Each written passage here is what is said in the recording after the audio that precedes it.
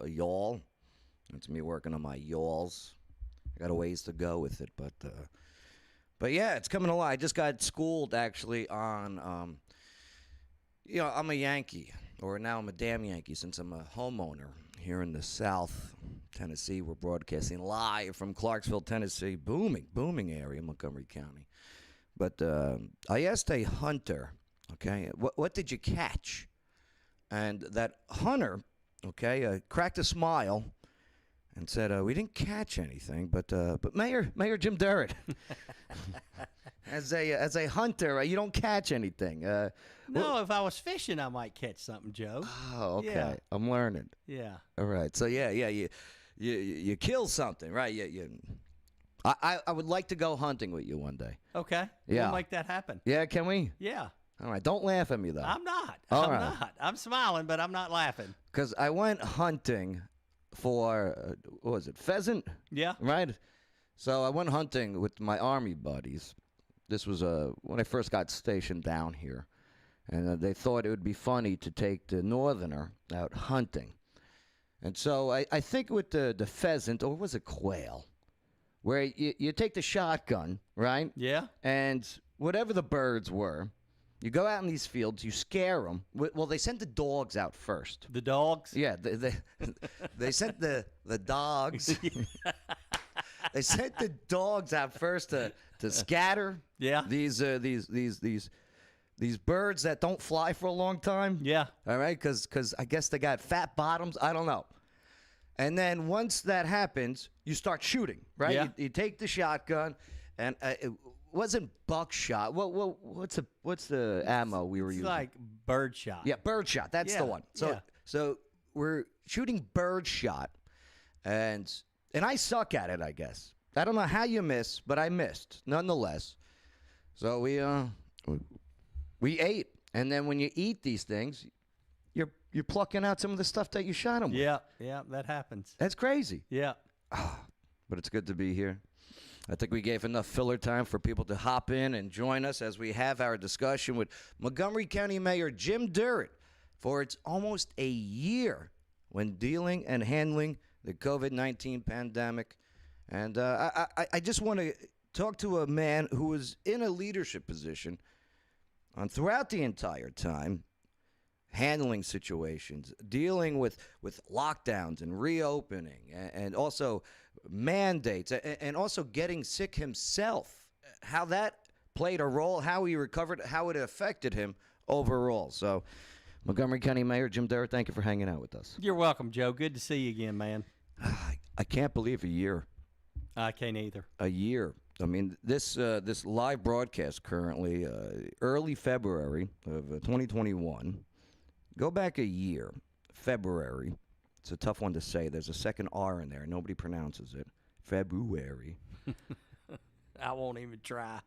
Early February 2020. What was on the radar, Montgomery County-wise, when it comes to COVID? Well, I think COVID was there, Mm-hmm. but I don't think it was that big of a signal to us right yet. No. Even though, I'm not sure when some of the when Trump started banning some flights and that kind of stuff. That's probably sometime in February, maybe even late January that happened. February 2nd, I believe. Late January is when the China travel ban went into effect, right? Yeah. And so, obviously it was on our radar. We had been doing some planning as far as PPE gear, that type stuff, or, especially for our first responders. But, probably mid-March is when it really ratcheted up, and here we are today. Yeah, right before, I believe it was St. Patrick's Day last year of March 17th. Yeah. Is when all of a sudden people were like, oh, my God, it keeps popping up here in the States. We got case after case happening. Did you guys have some type of special meeting between any other government officials, whether it's a state or local level? Yeah, I mean, we started having a lot of conversations about it, and when it first happened, I don't know if you recall it. I can recall it, that I can remember these numbers were just they weren't skyrocketing, but they were going up quite a bit. And you know, we were at 12, and then we were at 15, and then we'd go a couple of days, and I was like, man, I just hope we don't get to 100. Right. And you know, it just kept on and kept on and kept on, and then you know, we were where we were averaging 5 cases a day, and then 3 cases a day, and then the number kind of went up, and then we kind of saw it relax, and then once we got her after July 4th, you know, it just really started going up, and that trajectory really hadn't stopped until probably about a week ago. What into setting up the testing back then? Well, you know, Joe, that's something I don't think a lot of people in our community realize it, but our health department is a state-run health department, and so we really have no input. I did not know that. Yeah, but I will say this: they started testing down at the health department. It's county property down there, so we supported. Excuse me. We supported that effort with logistics, with traffic control, with sheriff deputies, and then we realized that it was really impeding some of our other operations at county government, and so we moved it to the other side of Veterans Plaza on the Crossland Avenue side. We had a covered area over there too, and still maintained the drive-through. And but then our numbers started going up, and we just kept dealing with the traffic. So we knew we had to do something, and so we looked at a bunch of different sites, and we finally all came together. And when I say all, you know, it's not only myself, it's City Mayor Joe Pitts, it's the police department, it's sheriff's department, it's fire department, it's EMA, it's EMS, it's the health department as well. And so we decided Civitan Park was the best place. We didn't really like the ingress and egress, the little road that you go through, Bellamy Lane. But we knew we could stack a lot of cars back there. We knew we could get some tents back there and get drive-through. And ultimately, Montgomery County's providing trailers for the workers to work out of. And I think we'll be moving it again. We saw a week ago, last Monday, when thunderstorms came through, we had to shut it down for 2 hours. I mean, we can't let our workers out there and in that kind of weather. And so we shut it down for 2 hours. It created a pretty big backlog, and but they worked through it out there. And but we've got another site that we're working on. Hopefully, we'll sign a lease agreement on it by the end of the week, and probably next week relocate. It's going to be bigger and better. It'll be where a car can pull inside, our workers will be inside, and then the car can go out the other side. Too easy, right? Yeah. Too easy. But Joe, you know, along with that, I think that's not going to be enough. Okay. Based on the supply of vaccine that we're getting right now. Yeah. This one site, we can run enough people through that one site in a day's time. But when the vaccine becomes more plentiful or the supply chain increases, we're going to have multiple sites. And so we're working on that as well. And what are you guys going to be doing? Checking for, is it going to be age-based, you know, first come, first serve? Right now it's still it's still some healthcare workers. It's still some first responders. The teachers are in the mix now. And then the age category just changed. Anybody 75 and older, but that changed the first of this week, and now it's 70 or older.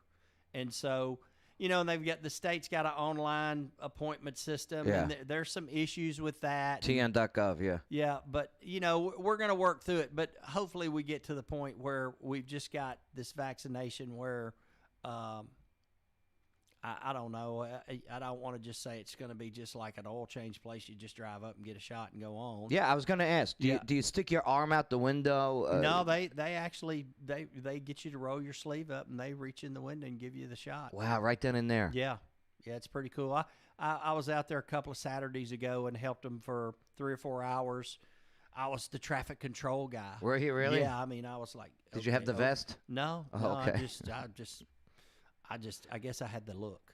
You had the look. Yeah. And so, but you know, those people out there, they do a great job. You got sick with COVID-19. I did. When did it first go down? It's right around the 1st of October, first week or so of Uh-huh. October. I woke up. I woke up one Saturday morning, and I'd been tested the following Monday because we had somebody in our office that was positive, that was asymptomatic. And which test did you get? Did you get the up the nose? Yeah. Oof. Yeah. Oh yeah, wasn't fun. Right. And so I woke up and I was a little bit sore, but I had done some work back behind my house, and I'd run a chainsaw and I'd picked up some pretty good sticks of wood. A lot of bending over. My back was sore. Your back was sore. My back was sore, and I told my wife, I said, I'm a little sore. I might ought to go get tested. This was on a Saturday, and she was like, "Well, you remember you cut that wood and did that?" And I said, "Yeah, that's probably it." And really, I started feeling better, and so Sunday morning, I get a call from the lady that works with me, and she says I lost my sense of taste and smell. And I told Mary, I said, I'm going to go get checked. Right. Boom, positive. Yeah. Did you lose taste and smell? I never did. Really? I never did. My wife did. Right. She lost it for about 2 weeks. Well, that's unfortunate because she always smells very good. Thank you. Well, we were very blessed. I think you would say that our symptoms were moderate. I had one day I had a fever of about 99.5. My wife's got up to 101. She had that fever for a couple of days. Obviously, as we talked about, she lost her sense of taste and smell. I never did. Had some body aches. I never had a bad cough. She did have a bad cough. But, Joe, I can't tell you the people that I know that have had it. And it's gone from basically asymptomatic to death. Isn't that amazing? Yeah, How it really diverse people's reactions are to something. It really is. Like, what creates that? I have no idea. I'm not a doctor or anything. I don't know. I've heard blood types. Yeah. I don't know if it's O positive or whatever it is, that it doesn't affect those people.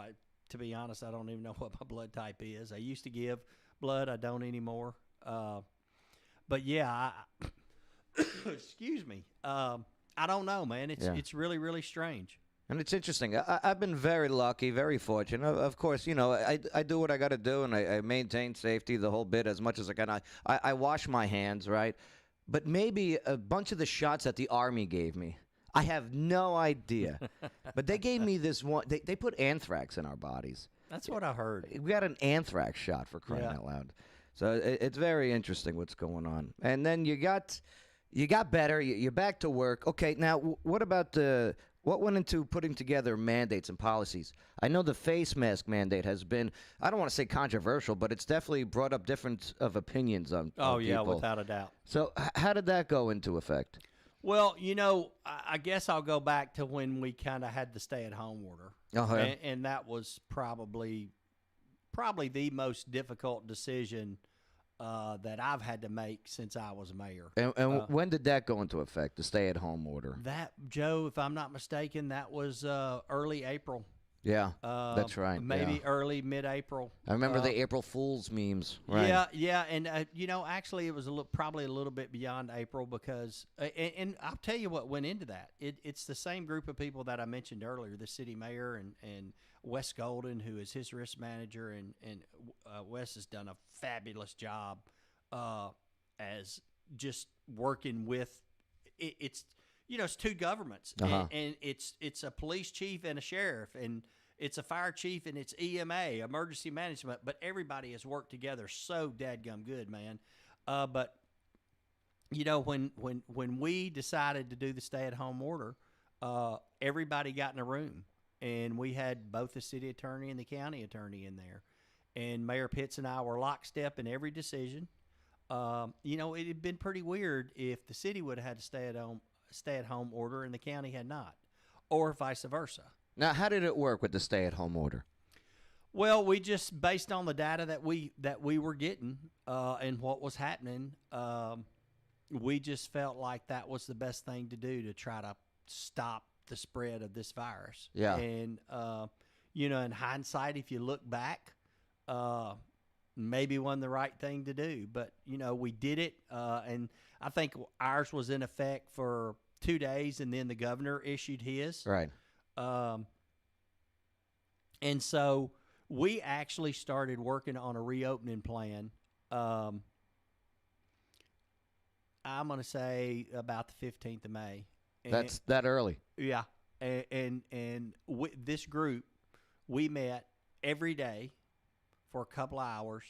We met on a Saturday. We met on a Sunday. And we were going to announce our reopening plan. And then the governor comes out.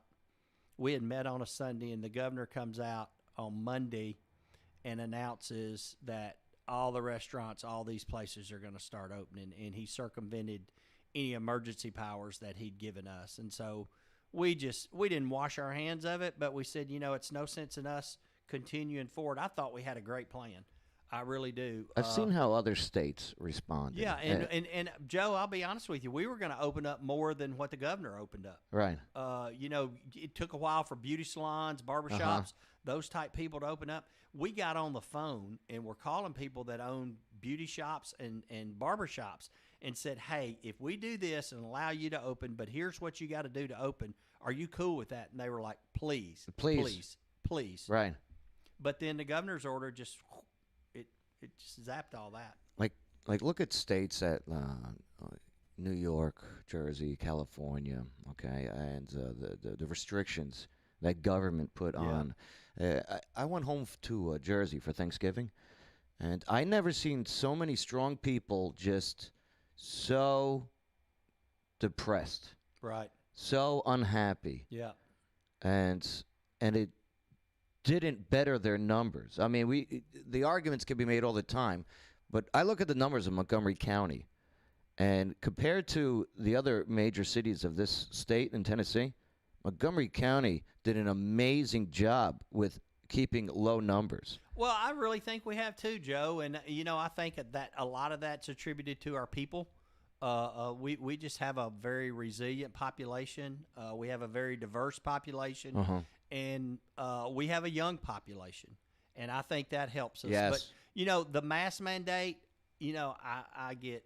How much crap have you got? Oh, every time we renew it, it's. Did you get hate mail? Oh yeah. Yeah. Oh yeah, and hate phone calls and. Oh, phone calls even. Oh yeah, and so How do you respond to those? I just tell them I think it's the right thing to do, and I try to tell them that for everything you tell me the reason we can't, I can tell you a reason why. So why are we going to argue about it? And most of it is related to you're taking some of my freedoms away from me. Right. That's where most of it comes from, and it's not a health issue. And I don't want to say this because it sounds bad, but to me, it's not a lot to ask to protect somebody else. Okay, understood that. And so don't let it be about yourself. Yeah. Let it be about somebody else. And I'll tell you, me personally, I'm not much of a mask guy, but I understand people's fears, and I understand why they have those fears, no doubt about it. And then I look at the numbers, like take Montgomery County, lowballing it 220,000. Isn't that crazy? 220,000 people, according to Google. That's crazy. And I think the number's going to be even bigger in the next census. I do too.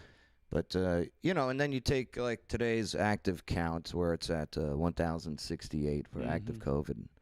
And that in comparison, I mean, you're looking at 99.5% of this population is COVID-free. That's an outstanding number. It's a little bit jacked up. Yeah. I think there's a lot of people that have had it right. that never went and got tested. Right. They just maybe stayed at home and went through it. Or asymptomatic. Yeah. Right. And so it's I probably shouldn't go down this road, but I'm sitting here thinking, so we've had over 6,000 people get inoculated Right. with their first vaccine. And we've had X amount of people that have had it. And so the number of vaccinated and have had it, they're starting to go like this. And so at some point in time, we ought to be getting closer and closer to herd immunity. Yeah, well, based on the people that have had it and the people that can't get it. I am so pro herd immunity. Me too. And the fact that I was reading the headlines, and it read that Montgomery County, this was a couple weeks ago now, that or maybe a week and a half ago now, that Montgomery County was not failing, but not doing well when it came to vaccination percentages. What was that about? The problem with that is all that's controlled by the state and the federal government. And so the allocations are distributed to distressed counties quicker than they come to healthy counties. And so Montgomery County overall is a healthy county from a physical standpoint. Absolutely. Not financial, from a physical. Right. But these distressed counties, they're the ones that get more of the vaccine first. And so ultimately what you're going to see is in these different phases, you're going to see some of these distressed counties that are out there at the last phase giving people vaccines, and we'll be like at the third. Right. I understand that, but I don't understand that because the population density there is smaller. But maybe it's the Dave Ramsey deal. Have you ever seen Dave Ramsey's Financial University? I've heard it. How to pay off your credit card. Right. Well, you start with a little one and you pay it off. Right. And then you take that money and you move it to the next one that you've been paying a little bit on. And you pay it off. And so before long, you got this big ball of cash that you're throwing at your big credit card, and boom, it's paid off. So my wife and I did that. But that wasn't the way that the state implemented it.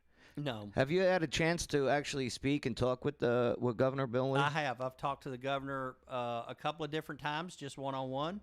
I've talked to the governor. We typically, about every 10 days, we have a video call with him where he's talking to all the mayors of the state. And what does he say about Montgomery County and Clarksville? I think he's very proud of us. Yeah. I think he's very proud of us, not only of if you let's just pretend there wasn't any COVID. One no. Right. One no COVID. Yeah. COVID. That's the country coming out in me. I'm trying to be really a mayor and not some country hick. No, I hear you. Wasn't no COVID. Wasn't no COVID. That's another one I learned. I like it. I'm gonna add that to my Southern dictionary. I'm sure you will, and I'm sure I'll hear it from you. Hey, Mayor Durrett, we're no COVID. but we're a growing community. Our state's growing, but Clarksville's right there at the tip. Booming. Yeah. Just ask any realtor. Oh my gosh, it's the 14,000 realtors that we have. Unbelievable that we have the lack of inventory that we have today. And I heard somebody say something the other day about apartments for rent, that the percentage of apartments is so small. That is available? Yeah, and that's troubling. But then you go to a city council meeting or you go to a commission meeting and somebody's wanting to rezone a piece of property to put more houses on it, and the neighbors are in an uproar. But it is a known fact that we need more residential housing in this community. And also, and I guess, we'll talk a bit about the schools too, the closing and reopening and what happened with what went on with those decisions. The schools, virtual learning, another controversial topic that you guys had to handle and deal with. What went into the decision-making of closing and then opening the schools? Well, our school system's run by the director of schools and the school board, and so technically we don't have any input into that decision-making process. I will say that Mr. House was in constant communication with myself and Mayor Pitts. If you really look at Montgomery County, I think they did a pretty dadgum good job of keeping, once they got kids back in school, of keeping them in school. The surge at Thanksgiving and Christmas was a big factor, but that factor that really caused, in my opinion, for them to close like they did was they didn't have teachers. So the teachers were testing positive, and typically you have this substitute teacher pool of over 300 substitute teachers. Right. That pool shrank to about 100. Interesting. And so you couldn't get anybody to be in the classroom. Huh. And so they took a pause, and then they got the elementary kids back in right after the Christmas break. And praise God, our high schoolers are going back, I think, on February the 8th. And could you imagine doing this virtual school back in the day? Joe, you speaking of that, almost every meeting we do is virtual. I wasn't a great student in school. Be the first one to admit.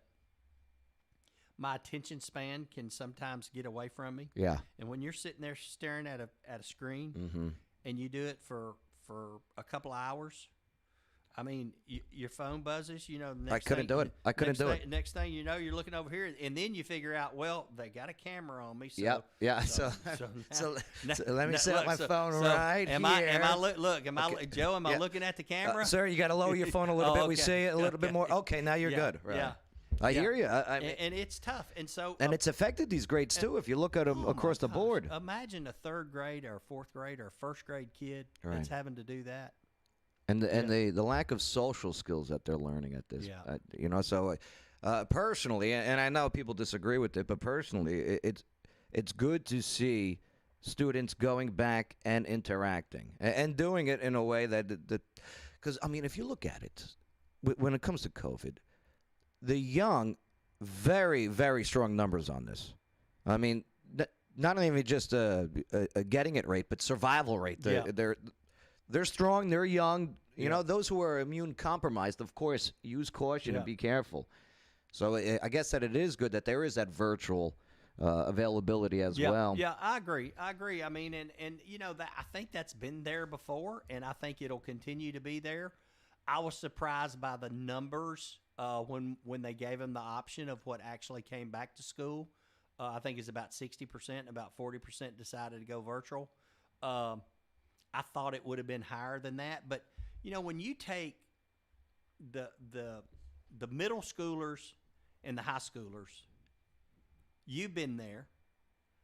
If we weren't in school, what were you doing? You're hanging out with your friends, and that's all they did the whole time they weren't in school. Right. So it wasn't like they weren't around people. I mean, they were hanging out. I've got two grandkids that age, and I'd call them. Wait, I bet you're bored. No, me and Billy Bob and Joe and so, we went fishing and we did this and did that. And I went over to Stephanie's house and we had 4 people over there and we spent the night for 2 nights and just hung out in our pajamas. Yeah. So. And then on top of it, you take like the working parents, okay, when children are at home and now they got to play babysitter as well as moderator, I guess, and some of them no longer can go to work, or even their jobs were closed down. And it was very good to see that Montgomery County, just on my end, was very allowing the people to make decisions for themselves with the proper guidance of government. Well, thank you. And I think that the people that make the comments out there that, oh, how come nobody's getting arrested for not wearing a face mask? I was so glad to not see one of these viral videos, if you will, of like even in Nashville, of cops tackling people, following a face mask altercation. I mean, Montgomery County, from top to bottom, when it comes to elected officials, when it comes to law enforcement, who have raised that right hand on the Constitution to defend the Constitution, man, I think you guys did a really good job. Joe, it was we. And I'll give you a little example. When we talked about these mask mandates and having a sign on your door and those things if you're open to the public, the first thing Mayor Pitts and I did before it ever went public, we sat down with the police department and sheriff's department, and it was emotional to me. Because here I am, I'm going to mandate something, but I'm telling you that you got to enforce it. Right. And I feel like I'm putting you out in a position that you're going to enforce the law. I know you are, but this is something different than a speed trap or speeding or shoplifting. This is about somebody doing this. Yeah. Right. And so we're going to ask you to enforce it. And they did such a great job. They very good with balancing it all. Joe, without a doubt, that's an understatement. I mean, they put together, this is going to be our operating procedures. This is how we're going to handle if it rises to this level, this level, this level.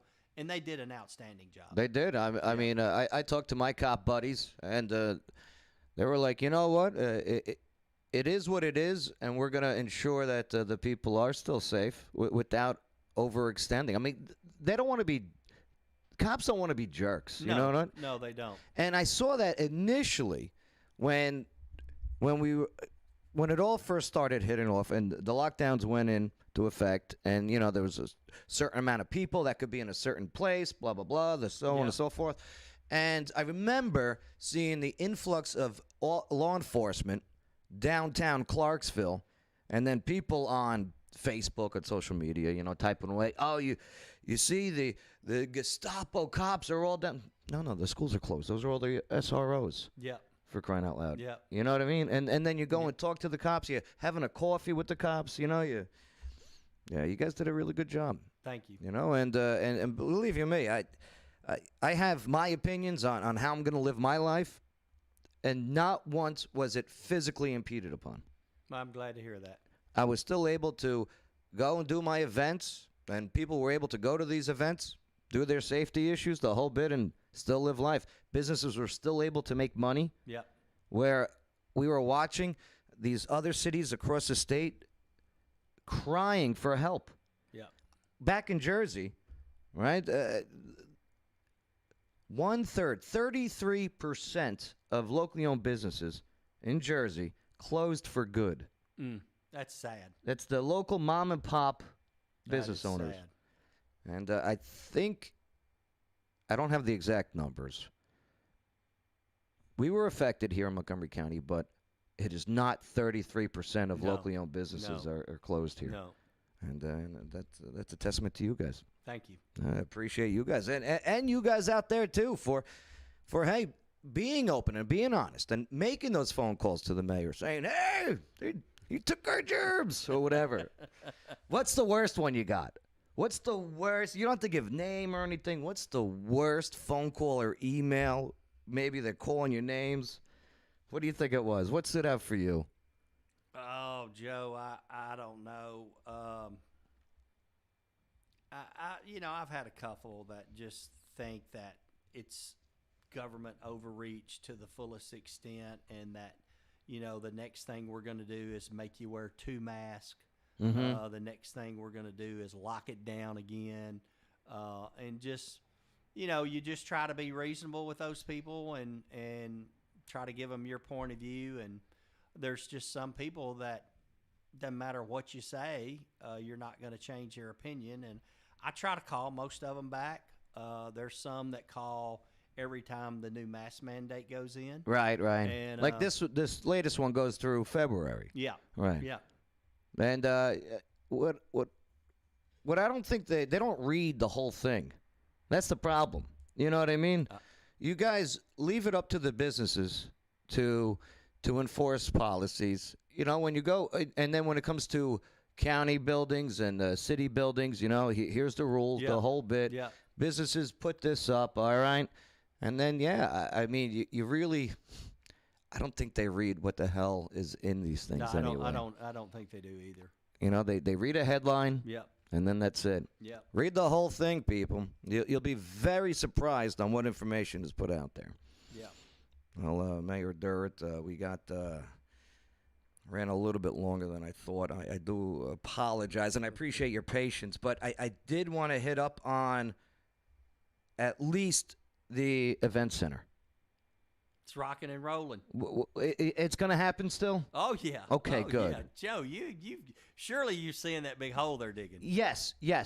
Huge hole, downtown Clarksville. You're talking about a block radius, square block, event center. Do we have any sponsors yet? What are we going to call it? No, we're that's a little bit premature. Okay. But we've got Austin Peeves locked in. We've got Powers Management, who is the Predators, locked in. Nashville Preds, right? As the entity that's going to manage it. They have actually reached out to some people about possibly naming rights to see if there's interest, to let them know that, hey, at a certain point in time, we're going to put a packet together and we'll be reaching out to you. As long as it's not like Charmin's toilet paper. You know what I mean? No, I don't think it'll be Okay. that. That'd be terrible. Yeah. Right. Or Huggies. What would you like it to be? Personally, I would love to see a business get involved that would not only be a part of our community, like take, ooh, yeah. The Padula Palace. No, I can't afford that sponsorship, but but maybe something, the Google Arena or something. Yeah. Yeah. But I think it's going to be great, and we're going to. What future events are planned to be held there? What's in the future? Joe, it's everything. And I was speaking to a group of youth leadership today, and was telling them about it. And the multi-purpose event center is exactly what it is. I mean, Austin Peay basketball, Austin Peay women's and men's basketball, ice skating, Disney on Ice. Before the pandemic hit, we had two different leagues reach out to us about potentially a semi-pro or like a AA hockey team coming here. I would love it. The COVID shut that down. But monster truck pulls, rodeos, yes, flat floor shows, concerts, right, boat shows, all of those things. To include a hotel next door, right? Yep. Unbelievable. Yep. And parking, right? Yep. And parking. Yeah, and we just last week they announced right across College Street on 2nd Street, there's going to be a new restaurant built there. It's 3-story restaurant. Oh, my God, Mr. Maynard. Oh. 3 different levels of different kind of food and cuisine. Yeah. And then the top's going to have a rooftop bar, man. You're going to go up there and be able to look out over the Cumberland, and, man, it's going to be so cool. This is going to solve all issues with city parking funding being so low. So many tickets are going to be written out there. They're going to and there's going to be parking provided too. But if you go somewhere to be entertained, you go to Nashville. I know. Dadgum, man, if you go to a Predators game, it costs you $25-$30 to park. So what'd be wrong with paying $5 to park downtown? Exactly. And the naysayers out there, the negative Nancy's or negative Neds, whatever you want to call yourselves, this is part of growth. Yep. It's a part of growth. And we got enough land to do it anyway. Yep. Enough land. Montgomery County's huge. Yep, 544 square miles. Damn. That was a trivia question today. Youth leadership. Yeah. Oh, yeah, you do trivia? Yeah. Here, let me, not as good as Joe does. Here, let me, as we end out here, let's try your test. I should have never said the word trivia. I got it all ready right here. Here we go. Where is it? Where's my trivia for tonight? Because every week we host game shows. Oh, where are you? Sir, you might have lucked out. It might have closed on me. Yes, it did. Okay, good. I would probably missed it. Montgomery County Mayor Jim Durrett, thank you so much for joining us today. Joe, it's always a pleasure to come and sit and talk with you and chat. It's fun. Yeah. Hopefully it's given the public some information. And as always, I just want to thank you for your service to our nation. You're a hero in my book, man. It was an honor to serve not only my nation, but her people, too. Amen. Thank you. Absolutely. Appreciate you. Mayor Jim Durrett, Montgomery County, hanging out with us and, answering some questions about the year of COVID. Man, I can't believe it's been a year. But, hey, we got regular programming coming up next, The Joe Padula Show, where America goes to party with a purpose.